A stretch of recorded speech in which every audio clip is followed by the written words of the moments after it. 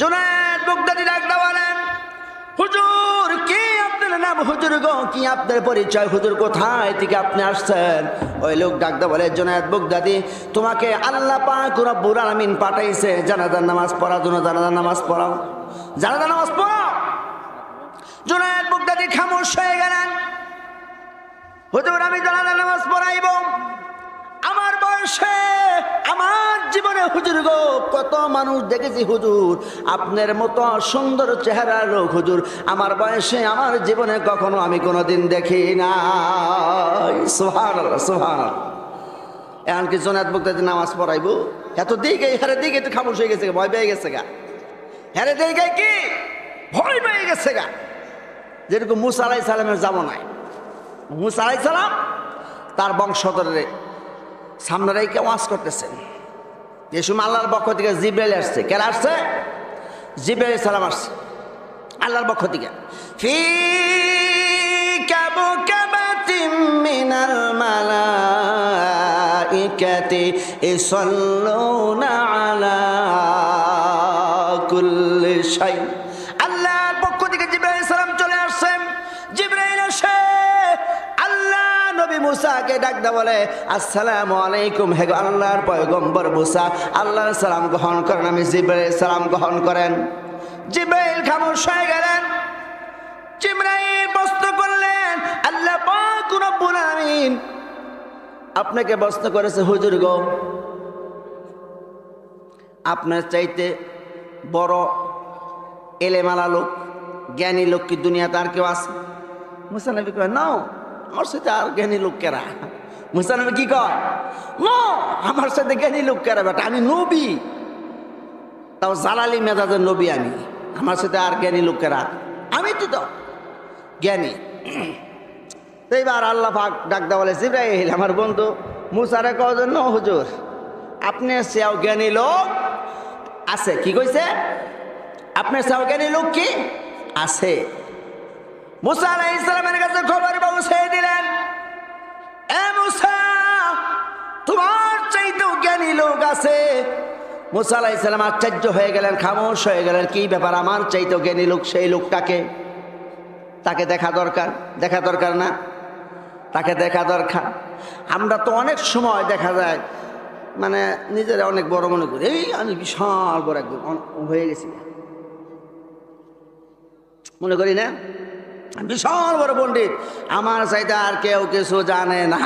যেমন এই যে আমাদের মাওলানা জাহাঙ্গীর আলম চিশতি ভাই, উনি তরিকা ভক্ত লোক, আল্লাহর আশেক, আল্লাহর একজন প্রেমিক, নবীর একজন প্রেমিক লোক। উনি হয়তো অনেকেই ভাবতে পারে এলাকার লোক কি জানে জাহাঙ্গীর, কার ভিতরে কি আছে এটা কোনো মানুষ আল্লাহকে ছাড়া বলতে পারবে না। পারবে? হ্যাঁ, কার ভিতরে কি আছে এটা আল্লাহর ছাড়া কেউ বলতে পারবে না। যেমন মুসা আলাইহিস সালামের জামানায় এক পাগল, মুসা আলাইহিস সালাম রাস্তাতে যাইতেছে আর পাগল কইতেছে, আল্লাহ তোমারে যদি পাইতাম, আল্লাহ তোমারে যদি পাইতাম, বকে নিতাম, গোসল করাইতাম, সুমা দিতাম, দুধ খাওয়াইতাম। পাগল এইটা কইতেছে। মুসা আলাইহিস সালাম এটা দেখে কি আর জালালি মেজাজের লোক বোঝেন না, এমন এক ধমক মারছে মুসা আলাইহিস সালাম, পাগল যায় এটা 10 হাত দূরে বসে সিটটা, ধমকই না, অজ্ঞান হয়ে গেছে। কি হয়েছে? অজ্ঞান। কিছুক্ষণ আগে আবার আল্লাহর প্রশ্ন করছিল মুসা নবী, আল্লাহ পৃথিবীতে এমন কি কাজ যেটা করলে আল্লাহ তুমি সবচেয়ে বেশি বেজার হও? আল্লাহর প্রশ্ন কইরা যাইতেছে আর এই সময় এই পাগল হাজির। তো মুসা আলাইহিস সালাম আল্লাহ কইছে, ঠিক আছে প্রশ্ন জবাব তুমি পাইবা, যাও। আল্লাহ দেয় নাই, তখন কইছে তুমি পাইবা, যাও। রাস্তা দিয়ে যখন মুসা আলাইহিস সালাম যায় এই কথা প্রশ্ন করার পরে, তখন এই পাগল এই কথা কয়, বলছে আল্লাহ তোমারে যদি পাইতাম বুকে নিতাম, আল্লাহ তোমারে যদি পাইতাম চুয়া নিতাম, আল্লাহ তোমারে যদি পাইতাম মধু খাওয়াইতাম, দুধ খাওয়াইতাম। পাগলের এমন জোরে এক ধমক দিচ্ছে মুসা আলাইহিস সালাম, পাগল 10 হাত দূরে দিয়ে বসছে। আল্লাহর পক্ষ থেকে জিবরাইল চলে আসছেন। জিবরাইল এসে বলে, আসসালামু আলাইকুম আল্লাহর পয়গম্বর মুসা, শোনেন। আল্লাহর সালাম গ্রহণ করে নবী জিবরাইল সালাম গ্রহণ করে, এগো আল্লাহর নবী মুসা, আপনি কিছুক্ষণ আগে প্রশ্ন করছেন আল্লাহ রে আল্লাহ গো পৃথিবীতে এমন কি কাজ করলে আল্লাহ আপনি সবচাইতে বেশি বেজার হন, সবচেয়ে বেশি বেজার হন? কই যে পাগলের আপনি ধমক দিচ্ছেন, আল্লাহ বেজার হয়ে গেছে। আল্লাহ কি বেজার হয়ে গেছে?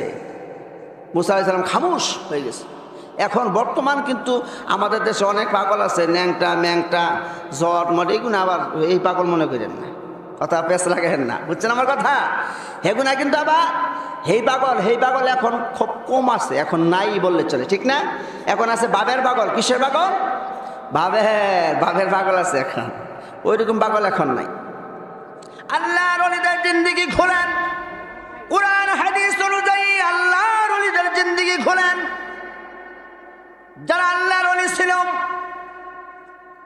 সব কিছু ছেড়ে দিয়ে, বিবি বাল বাচ্চা বাড়ি গাড়ি টাকা পয়সা সব ছেড়ে দিয়ে তারা আল্লাহর জন্য পাগল হয়ে গেছিল, আল্লাহর জন্য পাগল হয়ে গেছিল। যেই ব্যক্তিরা আল্লাহর জন্য পাগল হয়ে গেছিল, আল্লাহ পাক রব্বুল আলামিন বলেন, আমার জন্য যারা পাগল হয়ে গেছে আমি আল্লাহ তার হয়ে গেছি। সুবহানাল্লাহ, সুবহানাল্লাহ, সুবহানাল্লাহ। কিন্তু এখন ওইরকম পাগল নাই, কিন্তু ওইরকম পাগল এখন পাওয়া যাবে না। এখন ওইরকম পাগল মনে করা যাবে না। যাও, বিষয়টা হলো যে, মনে আছে আপনাদের কই নিয়ে ঠেকাইছি?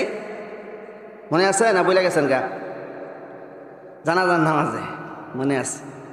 এখন জানাজার নামাজ, তারপর আর একটা প্রশ্ন আছে, ওই যে মুসা আলাইহিস সালাম কইছিল আমার সে জ্ঞানী লোক আর কেউ নাই, তখন কইছিল কার কাছে?